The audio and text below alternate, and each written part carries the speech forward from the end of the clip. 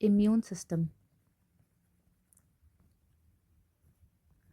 Our immune system is a complex network of cells and tissues. So it is a complex network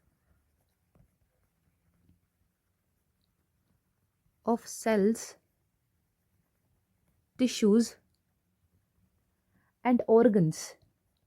And all these cells, tissues, and organs, they work together to defend the body against infection and foreign invaders. So they work together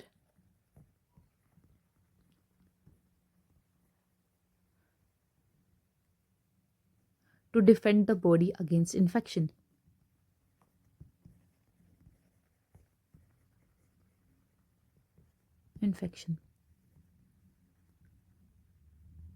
Now let us talk about some of the major organs and tissues of the immune system.